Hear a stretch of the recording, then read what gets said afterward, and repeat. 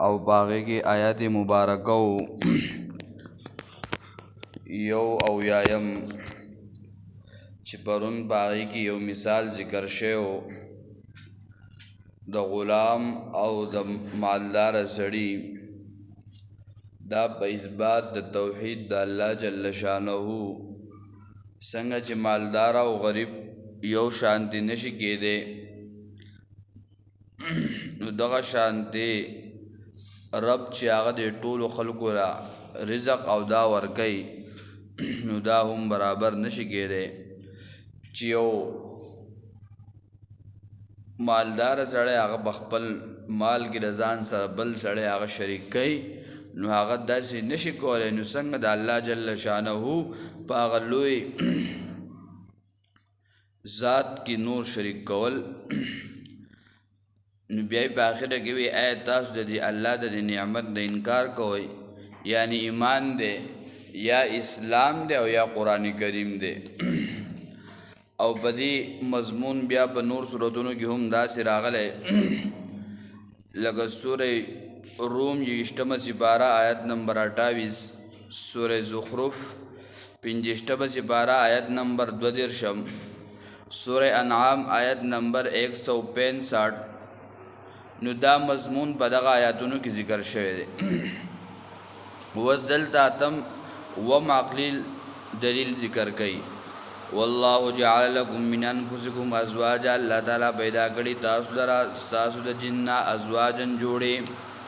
الله پاک تاسو د جنس د ساو د پاره بیان پیدا کړی نو پدې کې دې ته اشاره ده چې سړی واده کوي نو هغه د خپل هم جنس سره کوي او علما ذکر کوي چې دا د بل جنس سره ناجایز دي خو یو قول صرف د امام مالک رحمه الله دی هغه وایي چې د پیرې سره هم جایز دی وس مثلا پیرې سره دی او تاسو پته مې چې چیرې اوري هغه ته اولدي ته دا خبره کې او شادي نه ته پسټ کیواله نو بیا الله زکه استاو د پاره ما بی بیان استاو د جنس نه پیدا کړی دي او الله جل شانه دا خبره پرونم ذکر شي وا چې د نبی عليه السلام د پیدایش نه درې میاشتې مخکې یا درې کاله مخکې او یو میاشت مخکې په فرانس کې کوم میټینګ شو په هغه کې دا خبره چې دا زنانه په باره کې دا خبره کوله چې دا خو انسان نه دی بلکې دا زناور دی بیا چې کله یو میاشت وروسته د نبی علیه السلام دنیا ته راتګ کېدو د هغې نه مخکې وی زه انسان دی په اصل صورت د انسان کې خو بلکې انسان ورته ویل نه دی پکار بلکې صرف د دینه د انسان د نارینه غ ضرورت پوره کېدل دغه لپاره دا محدود ده الله جل شانه وای چې دا مستاسو د لپاره پیدا کړی استاسو د جنس نه نو چې وستا سره بل جنس پیدا کړی نو تبا دا غیب خبره سبوی دا بستا به خبره سبویدل بلکې الله داسې لوی او غیرتی ذات ته چې ستا د جنس نه تا دا جوړه پیدا کړه چې هغه ستا په طبیعت او په مزاج پوهې ته د هغې په طبیعت او مزاج باندې څه کېږي پوهېږي ځکه الله وایي ستاسو دپاره ستاسو د جنس ته ما جوړی وګرځولې وجعل لكم من ازواجكم او پیدا کړي تاسو لره ستاسو د بیبیانو نه بنین زامن او بیا می دغه جوړون استاسو سو کړل اولاد می در ل پیدا کو یعنی زامن ذکر کړل زکه دوی خدا جنکای نه خو خولې نو الله زامن ذکر کړل او دویم وحبدتا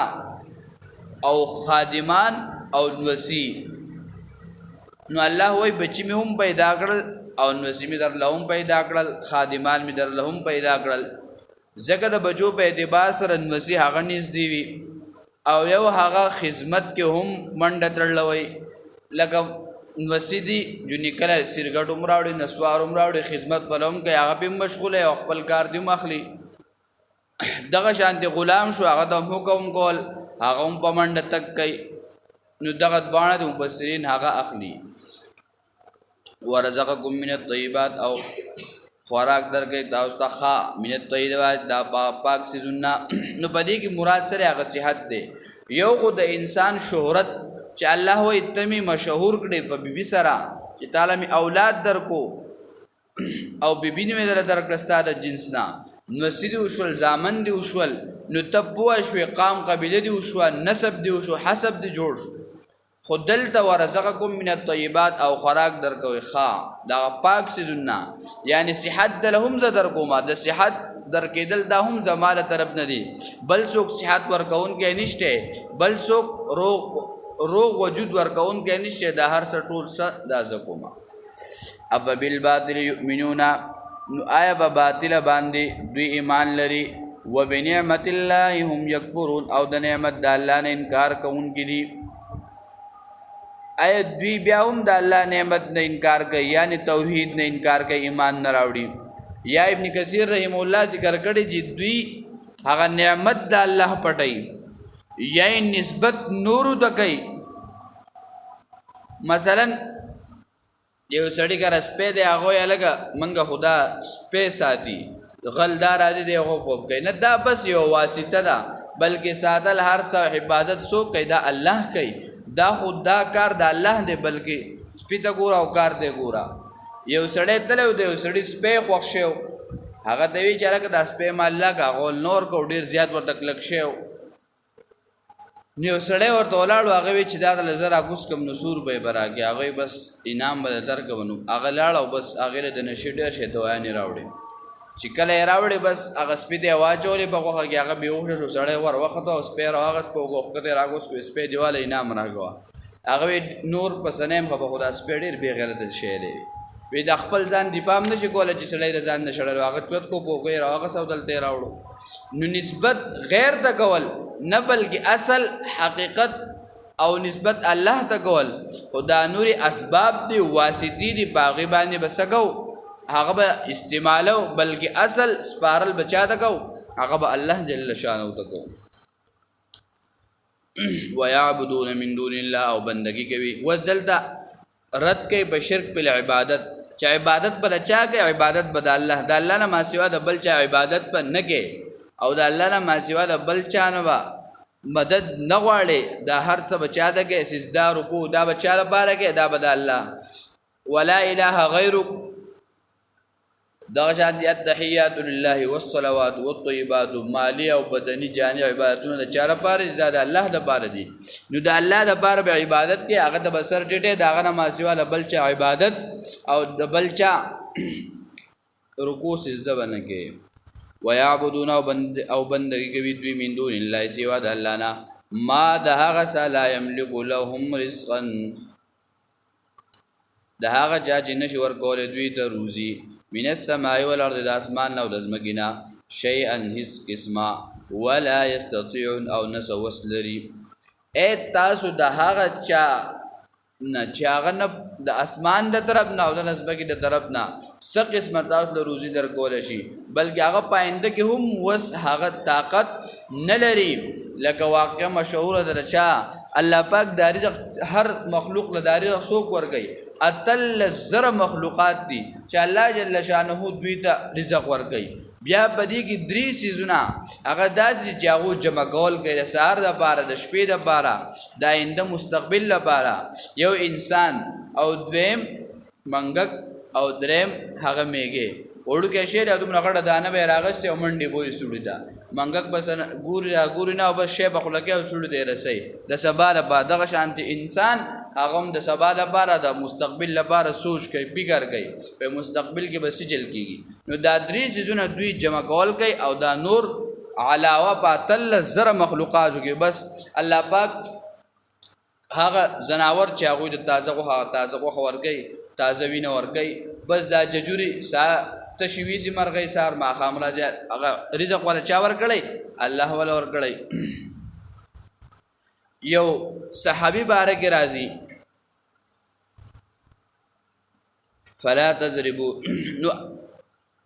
سليمان عليه السلام بارک واقعا چې سليمان عليه السلام د هر څه سو تابع، حواز، مشرق مغرب شمال جنوب مرغی، دا هر څه د سليمان عليه السلام تابع. الله تعالی زدي مخلوق له ډوړې کوم، شپږ میاشتې د ډوړې په تیارېدو باندې لګېدلو، چې کله یو مې د سمندر نه راوخته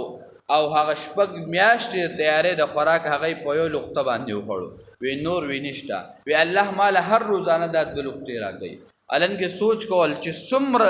په دې دریاب کې به څومره داسې میان موجود وي چې د شپږو میاشتو تیارې چې هر څه هوا هر څه د سلیمان علیه السلام تابع وو او هغه یو مې په هغه شپږو میاشتو تیارې په یو لقطه باندې وخوړو نو چې نو څومره دا مخلوق په سمندر کې وي لګا دا جازونه سمندري دا څومره غټ غټ وي نو تو ګوره د یو کلی د یو شهر څومره ټنونو سامان نه راوړي او بیا په هغه مشندریانو باندې خالی کوي او چې کله یو مې راشي د هغې د وسخو پخوا خو بیا اړول وسخو ورته دا ارې لګېدلي بس هغه مې څه کوي هغه راکوي او وینې کوي ختموي نو دا غونډ شی اړی نو دې ته سوچ کول پکار چې الله څومره لوی ذات والا انسان چې هر سیز لا د هغې په وخت باندې څه ورکول روزي ورکول نو ته د هغه چا نه روزي غواړې هغه چا ته اواز کې چې هغه ستا د نفع مالک دی نه ستا د ضرر مالک دی نه تا د نقصان در کولی شي او نه به در کولی شي نه تا د روزي د اسمان نه طرف نه در کولی شي او نه د ځمکې د طرف نه در کولی شي تا د بلکې هغه څه طاقت او وس نه لري نو چې کوم ذات طاقت او وس لري ته هغه ته اواز کوه د هغه نه غواړه په هغه باندې یقین ساته فلا تضربوا لله الامثال نو اوس دلته دوه مثالونه ذکر کړل دلته زجر دی یو مثال دلته علما ذکر کوي چې کافرو به مثال بیانو چې څنګه د یو بادشاه دپاره وزیران وي نو دغه شانتې الله بادشاه دی او دا بوتان څه دي دا وزیران دي نو د وزیر په وجه باندې سړی بادشاه ته نږدې کېږي نو دغه شانتې موږ د دې بوتانو دا هر څه کوو بس دوی به د الله په دربار کې زموږ سپارش دا کوي دویم مثال شبیر احمد عثماني رحمه الله هغه ذکر کړی چې د دنیا بادشاهان هغې ته رسایي کېږي په ذریعه د وزیر د پیه د دې څیزونو باندې نو دغه شانتې دا خلک موږ نیولی چې موږ هلته رسایي وشي نو د دې وجې نه موږ وایو چې الله جل شانه ته رسېدل بلکې د بادشاه مثال د دنیا ځکه بیانوئ چې بادشاه ته مشرق مغرب کې په علاقه کې په کلي کې په خواته په گاونډ کې پته نه لګي چې آیا په دې کلي کې ضرورت سره دا خلک غواړي ځه نو ځکه هغه رسایي په وجه باندې د یو سړي وشي یا د یو قاصد وشي یا د یو پیه وشي نو او د دې په مقابله کې الله ته د هر څیز علم دی نو هغه ته داسې سپکار نه دی نو د دې وجې نه فلا تضربوا لله الامثال نو ما بیانوي تاسو الله تعالی لره مثالونه په شان د مشرکانو یا په شان د عامو بندگانو چې دوی دا مثالونه بیانوي ځکه چې الله جل شانه د ضرورتمندو خلکو ضرورت پوره کوونکی دی بادشاه ضرورت پوره کولی نشي د دنیا کې بادشاهت هر څه سره وي کله د یو ملک کله د بل ملک د هغه سره منډې وي او الله جل شانه داسې ذات دی چې د ټولو انسانانو روزي دا ټول انسانانو له رزق ورکول هغوی له ژوند ورکول د هغوی زندگی بچ کول دا هر څه الله کوي نو دغه ذات له تاسو مثالونه په شان د مشرکانو مه بیانوئ یا په شان د خلکو مثالونه مه بیانوئ چې د بادشاه مثال ورکوي د هغه لپاره د وزیر دا د الله سره نه ښایي ځکه د الله سره څوک داسې شریک نشته الله بې مثله دی د الله مثل نشته نو ځکه د الله له داسې مثالونه تاسو مه بیانوئ ان الله یعلم وانتم لا تعلمون یقینا الله تعالی پوه لري او تاسو پوهه نه لرئ الله څه کوي پوهه لري خو تاسو پوهه نه لرئ اوس په آیه کې یو مثال بیانوي ضرب الله مثلا عبدا مملوکا لا يقدر على شيء ومن رزقناه منا رزقا بیان کړی الله تعالی مثال عبدن د بنده مملوکن چې هغه سره غلام دی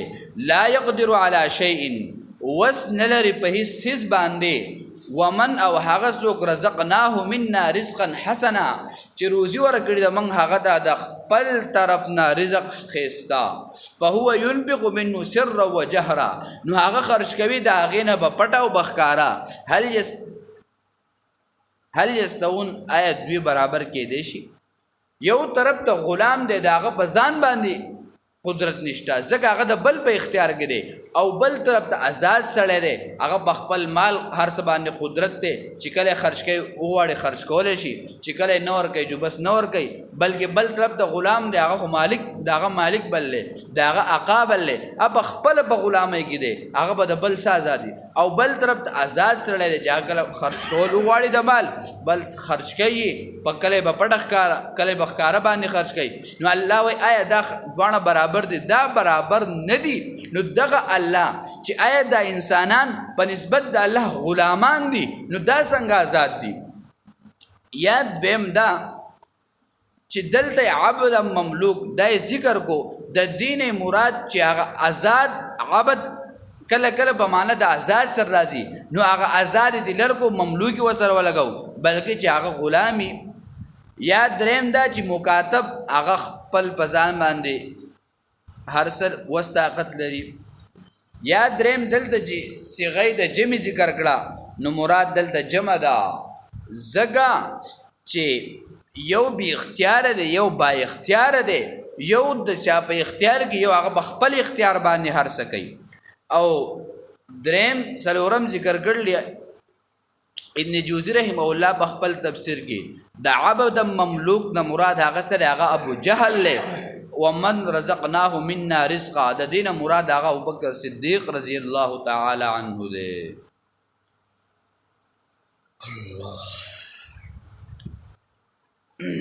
الحمدلله ټول صفاتونه د اولوهیت دی الله تعالی لدی بل اکثرهم لا يعلمون بلکې زیات خلق نه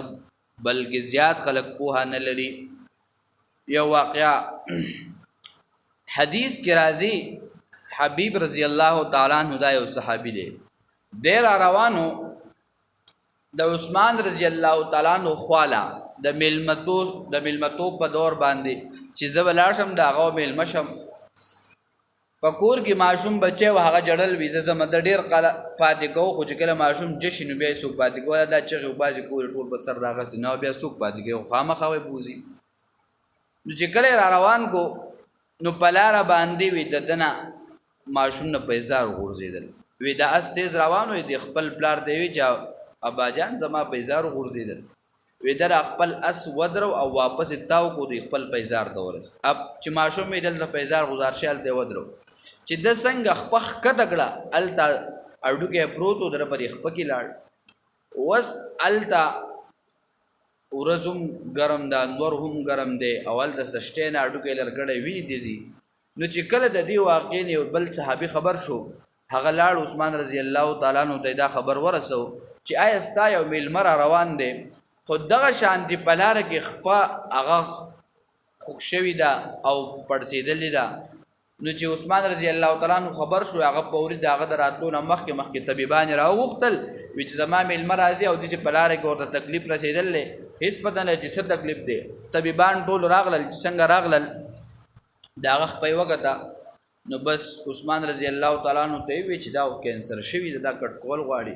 نو عثمان رضی الله تعالی عنہ ما دا جرأت نشو کوله چې ما دی میلمه دا خبره کړی و وې د صحابه یو ځای کېدل دا خبره کوله وې دوی چې اخر څه چل تاسو دا خبره کوي هغه ورته وی چې ستاره خپل کینسر شوی دا بدن کټ کو خو نشه بدل درکو وې ما ورته وی هغه صحابي وی حبیب رضی الله تعالی عنہ چې مال نشه مرا کوئی زمانه شپ عبادت کړه چې کله زما مانځو درېګم او بیا په قاعده باندې کېنم بس وی زما د هر څه ختم شي زغه په دغه وخت کې بزان نه پويګم تاسو په دغه وخت کې زمانه سره خپل کټ کوي نشي د ضرورت نشته چې کله داغه نه خپل کټ کړه دغه قاعده ته ورسید چې کله را پاسېدو او د خپل ولې دراوای غستا د الله حمد او ثنا بیان کو او لوی بیان کړه وی الله ته داسې زاده چې مال دې د وخت په راګړوي دا یو په تا زمانه واغستا یو په ماده پاره کړه زوم کز دا ټول بدن الله ته زمانه واخلي نو زبدي قدرت او قادر نیمه چې دا بدن واپس ځان لا بلکې دا خپستا وتا واغستا او د الله حمد او ثنا بیان کړل ماشوم زوی وسره یو کسراغ عثمان صحابي راغ نبی عثمان رضی الله تعالی عنہ په وخت کې خبر وکړه چې کله خبر وکړه عثمان رضی الله تعالی عنہ د سترګو اوخ کې روان شو هغه ما ورته دا خبره نشو کولای چې ستا خپل کینسر ده وی دا خبره ورته څنګه وکما چې الته بار اسونه هغه منډي واله رسونه لګول په دغه رسونه کې د دې صحابي غزوه څه شو هغه شهید شو قط عثمان رضی الله تعالی عنہ کله دا خبر واوري د سترګونه اوخ روان شو هغه ما ورته د خپل خبره نشو کوله د بچي خبره ورته څنګه وکما چې ستا بچي په دې کې هغه دیسي شو به بس پریشان ومه وی چې سجل دا اوس اے امیر المؤمنین څه خبره ده ما ورته وی چې داسې وشول ویخه وی خپل بچی را واغستو او دغه شانتی ونیو او بیا وی د الله حمد او ثنا بیان کړل چې الله ته ډیر لوی صفاتون والا ذات دی چې تا مال دا دومره بچی را کړی دي کدا یو بچی تا نن واغستو زم په دې قادر نیمه چې ستانه واپس واخلم او دومره بچی دي نور هم را کړی دي کاګر کدا یو بچی زما سره په نور کور کوټر ارتا وشوي ما هم دا بچی ستانه واپس نشو غسته بیا هم د الله حمد او ثنا سکړل هغه بیان کړل الحمدلله ټول صفاتونه د اولوهیت یو الله تعالی لري بل اکثرهم لا يعلمون بلکې زیات خلق کوه نه لري الله دې امر وکړي اللهم ربنا اتنا في الدنيا حسنه وفي الاخره حسنه وقنا عذاب النار